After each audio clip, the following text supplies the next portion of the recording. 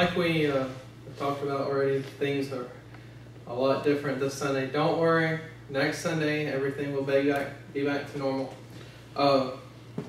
One thing that you can take comfort in is there's a lot of churches that would have had everything else messed up, but the one thing they would have gotten right was the offering plates. Forgot those because that's not why we're here. We're here to worship God. We're here to make sure that we spend our day, His day, praising Him and giving Him the respect and the honor that He deserves. Everything else can fall apart. Everything else can go wrong. But what really matters is that we come to worship God and that we have that attitude throughout the service and even before we come. You know, we had a wedding yesterday. Over the last few weeks, we've had actually even a couple funerals. And those are two events that actually have something in common. They bring perspective to our lives. They bring perspective. A lot of times families will drift apart. A lot of times friends will drift apart. But then a funeral comes. Rifts are mended. People get in contact with each other again. That's the way it goes. A lot of times you can get too wound up in everything around you. And then a wedding comes. And it gives you a new perspective. You know, I have to admit that I've always been the kind to take sports a little too seriously.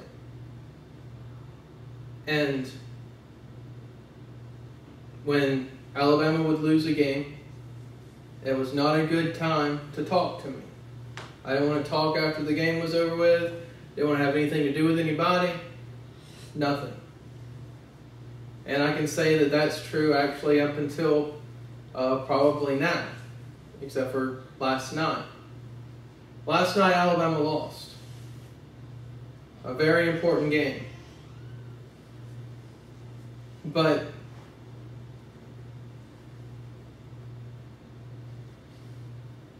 yesterday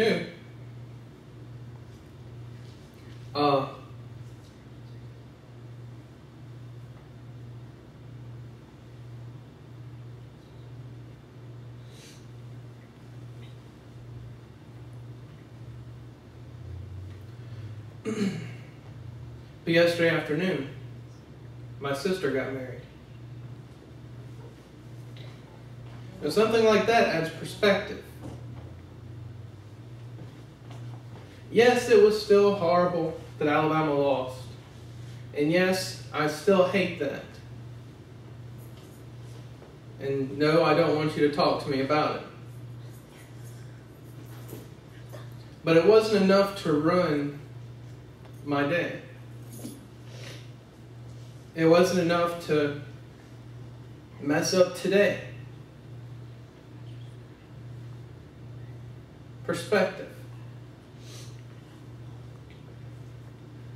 It all depends on where you're standing as to what perspective you have. You see, a good example in the Bible of that is the death and crucifixion of Christ. Christ was betrayed in the Garden of Gethsemane. Judas came, brought the guards with him, and betrayed him there. He was led off, put on a fake trial or trials, eventually was beaten almost to the point of death, and then was led up a hill to die on a cross. You see, there's different perspectives of that, different points of view. One of the perspectives that we can look at is the perspective of those around him. You see, when the guards came to take Christ away, There was a fear and an anger that rose up in those around him. Peter cut off the ear of one of them. He had a different perspective than what we have or what Christ had. As they led him away, as they took him and put him on trial, as they beat and scourged him, as they almost killed him, we see that the disciples were too afraid to stand up for Christ. Too afraid that they would find themselves in that same place.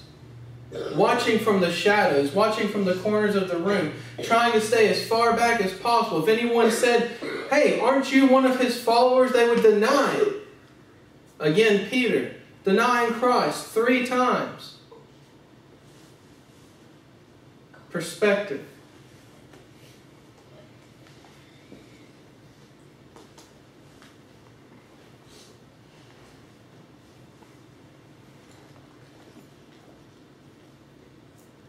And after they led him up the hill and crucified him on a cross, and he died, we see that his disciples ran and scattered in fear, hiding away, afraid of the mobs, and afraid of what their fate might be. Perspective. But then we look at the perspective of Christ, the one who endured it all. In the garden, Christ wasn't being arrested and taken away. In the perspective of Christ, the Son of God, he was deciding to walk with the guards. Perspective. The beatings and the mobs weren't anything to be afraid of for Christ. The men that held him down, the men that beat him, the ones that jeered at him, the ones that spat upon him, the ones that made fun of him, they weren't to be feared as the disciples feared them. They were to be pitied, forgiven. And we see that before Christ dies. And when Christ died on the cross, it wasn't the end of his life and his ministry, but it was the beginning of salvation and forgiveness for sins, and the first day of true hope that there is something beyond this life that we can go to, that the sin that we were born into isn't a sin that we have to die in. Perspective. And you know, our lives are filled with situations like that, that to one person means one thing, to another person means another thing. If you've ever had people come up to you with their problems, telling you about them, to them it is a horrible situation. To you, it's just another day in the neighborhood. Perspective.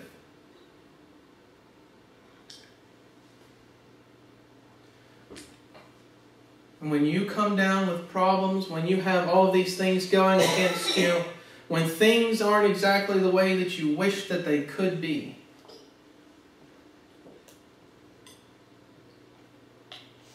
all hope is lost. Sometimes it's time for us to step back, take a moment, and find a new perspective. Because the things that have clouded your judgment in the past will do it again. The problems that you're facing now, the things that tripped you up before, they're going to do it again. We have to step back and get a new perspective. And the best way to do that is to talk to God, to pray to God. Ask Him for help. Ask Him to show you what's going on, what you need to do. Because of all the perspectives, all the different points of view that you can have, Christ is the one that will always be right.